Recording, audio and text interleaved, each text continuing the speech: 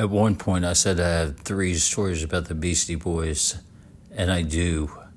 And this is the second one. But first, I was trying to get my facts straight. I did tell the first story, and I said that it was in 86 with Run DMC, and it was.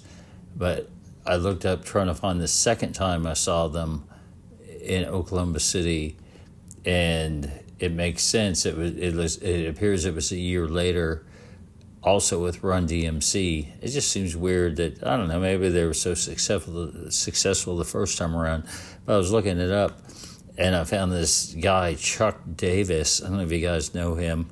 If you do, holy shit, you just won the fucking 7 degrees of separation lottery, because I have no idea. I don't even know that it's a review of the Beastie Boys on the website for the preeminent is a bit too complimentary, probably the paper with the largest circulation in Oklahoma, the paper called The Oklahoman. And apparently this is the review of the second show I went to. I hope so. I don't know if I feel like they're not referring to anything local, but it's just such a dumb thing and so contradictory to my experience. But anyway, so Chuck Davis is like, Run Beasties, prove Beastie. That's the headline of the article. And then Chuck goes on to say, my mother would kill me if she only knew where I was Thursday night. She would hit the ceiling. I would be grounded. I don't know how old this guy is, or if he lives at home. I guess maybe, I don't know, maybe Oklahoma doesn't pay very much. I would be grounded. She would take away my allowance. Yeah, they must not pay very much at all. I would become a prisoner in my own home. His mom sounds like a freaking psycho, man. Don't tell mom. Well, I won't. I don't know your mom. Is her name Mrs. Davis? Don't tell mom. But I was at I guess he was there. What a nerd. I tell you what, this guy did not have the same night as me. No matter what I say or don't say beyond this point, he and I did not. I wouldn't tell his mom about my night either. I'd be a prisoner. I'd break out, not like this Nancy Chuck Davis. Hey, don't tell mom, but I was at the Myriad Thursday night at the Run DMC Beastie Boys concert. I decided to see what this, oh my Lord, I haven't read this whole thing. So, I mean, look, I'm not vouching for it, I'm reading. I decided to see what this rap music was all about. The members of Run DMC always talk about the bad press they get for how their concerts are handled. I did not realize that. Of course, I wasn't a 16-year-old nerd living at home with my parents. Well, yeah, I was. Well, he's like he must be a 30-year-old nerd. Anyway, trouble is, all the bad press is well-deserved. Here is some more. First of all, there was no violence on Thursday night. Okay, that's again where our stories would differ. This was a well-behaved crowd. In fact, it was one of the few concerts I've attended where the crowd acted better than the performers. What, like Barry Manilow? It was the Beastie Boys, an all-white rap group, no shit, and Run DMC, an all-black group who acted like heathens. My moms would have washed their mouths out with soap. Well, I'd like to see your mom fucking try. The Beastie Boys took to the stage singing all their big hits. I'm not going to throw out, their big hits. The Beasties, they have real names, but let's not embarrass their families any further. Seem more preoccupied with talking dirty than performing, however.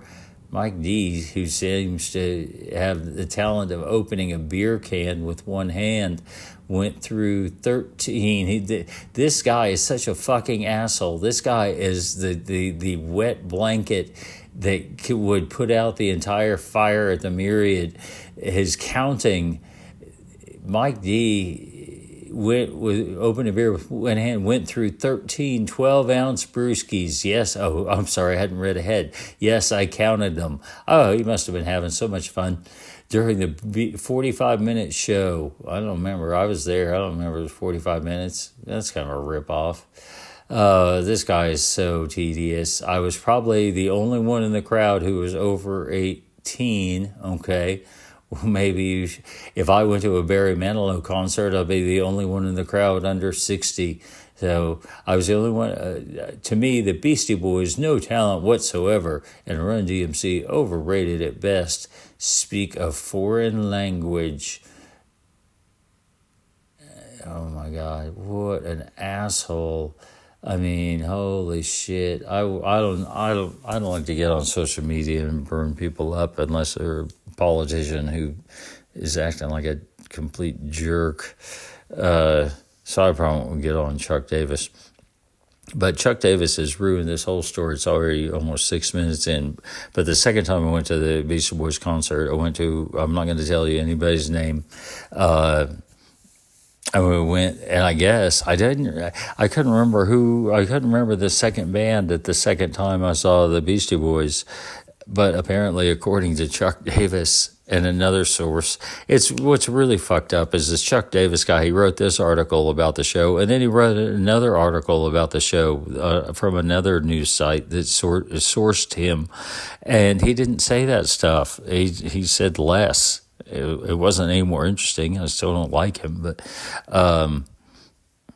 So what he didn't experience was, and I went with some guys that. I don't know. It was just, you travel in circles, concentric and Venn, and some people are cooler than others. Some people are cooler, but some people are safer or more dangerous. And I don't know what happened. I'm going to keep this short because I already read this. The best part of this is you guys hearing about Chuck Davis's opinion about that. But we went to the Beastie Boys concert the second time. We had rented this hotel room over near the Myriad, whatever near is, miles, whatever. And I don't know, we went with these girls, or like 4 guys and 3 girls or something. And I'm not going to tell you, there were several people's names I don't remember, and the other ones. And the show was over or something, and I just don't know what happened. It may be even out of our group, there had been other people that we knew there.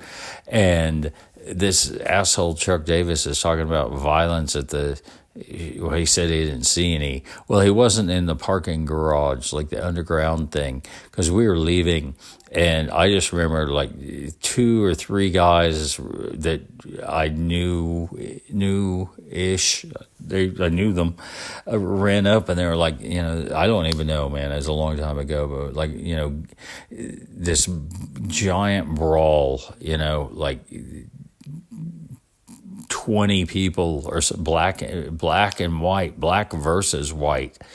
I mean, there again, my memory of this is, but I mean, that's, I did not, until the person said that, I did not know that was happening, but I looked over and, 50 yards away, in that underground parking garage, that is the case. There's like a gang fight. No one's in a gang. Well, I don't know who's in a gang or who isn't, but I mean, there's a gang, and then there's another gang, and the 2 guys that have run up, no one, I mean, I don't know. I didn't want to be in that. I have no idea what the fuck is going on, right? And the guy who's driving the car, the girls are screaming, and there's like guys running at the car. Not like a gang, I guess nothing's like a gang, but a few guys are like running towards the car, towards the guy. And I'm sure it was some sort of, he just wouldn't, I don't know. I don't want to blame anybody, but I feel like he might have contributed to why people were running at the car. And my buddy hops in the car and puts it in reverse, and then someone is so close to the car that, like an idiot, he gets out of the car to get this, punch him in the face or whatever the fuck you had to do. And I'm in the back seat, and the car is now in reverse, and there's no driver, and it's goes back, like 40 feet or something towards a pillar. I mean, I don't know how fast a car goes in reverse, not very fast, but my friend, pushes the guy off or whatever and gets in the car and slams on the brake. And at this point, I can only assume, we weren't the Marines, but I don't think we left anyone behind. The guys that weren't with us, I don't know what happened to them. I mean, we couldn't have, I don't know what happened. I mean, I don't think anyone was serious. I didn't read on the news the next day, like big, spillage. That's a horrible verb for something. But, I didn't hear anything, and apparently Chuck Davis would have reported on it.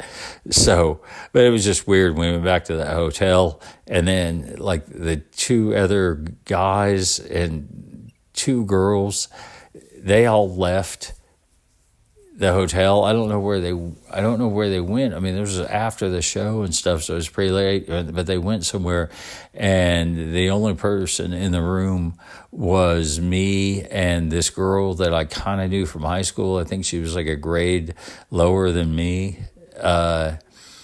And, I assume it was traumatic for everyone. And she just broke down crying and told me that like a couple of weeks earlier, she, like this